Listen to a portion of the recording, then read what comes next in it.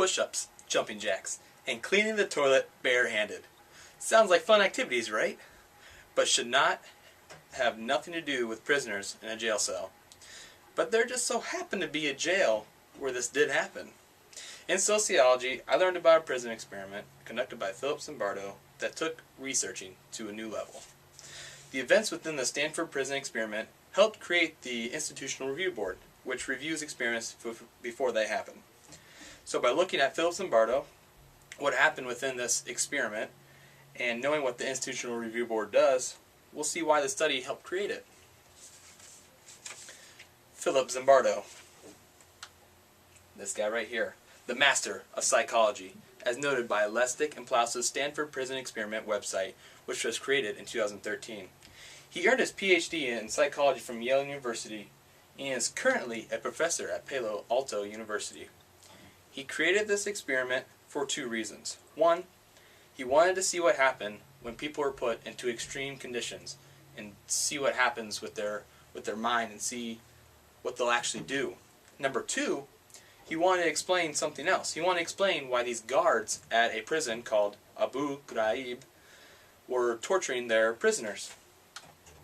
Now, Abu Ghraib was a prison in Iraq, and it was led by American guards.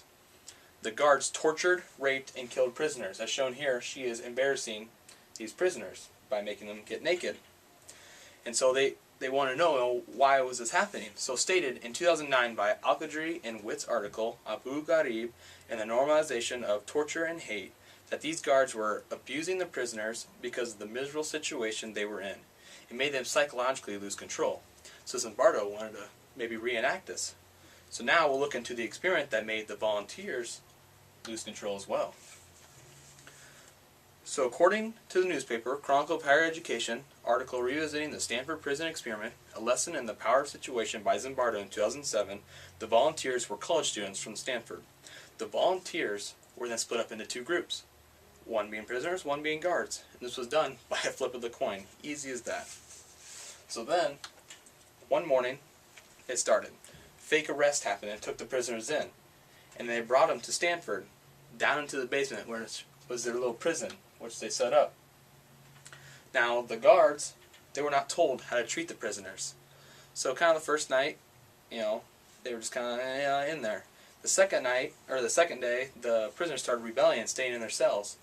Well, the guards didn't really like that, so they started punishing them, making them do push-ups, jumping jacks, cleaning the toilets, getting naked, making them get naked, abusing them, harassing them. It just started getting out of hand, and after 6 days, they finally had to call it off, which the experiment was actually supposed to go 2 weeks, but they had to call it off because things were getting out of hand, and it was getting too rough, and people were just losing control. So through this abuse and torture came the Institutional Review Board. Lavalia's From Summer Camps to Glass Ceilings, The Power of Experiments, in 2012 said, the Institutional Review Board was put into action to protect the people within these type of experiments. So other experiments, helped make this Institutional Review Board also.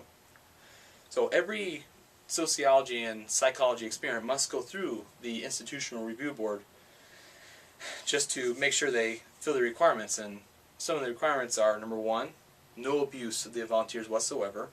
Number two, you tell the volunteers what's going to happen. And number three, you have to get consent from the volunteers. So you have to know what's going on. And cited in the textbook, you may ask yourself, an introduction to Thinking Like a Sociologist by Dalton Conley in 2013, it says that this experiment would obviously have not made it through because it was abusing its volunteers. So, after knowing somewhat about Zimbardo and why he did it, or why he did this experiment, his crazy experiment that actually happened that was just phenomenal, and what the Institutional Review Board actually is, it's pretty interesting, and it's why I really enjoy my Intro to Sociology class. So without Zimbardo's Stanford prison experiment, the Institutional Review Board may not have been created, and other experiments like this could still be performed. Now, wouldn't you just want to be a part of one of those?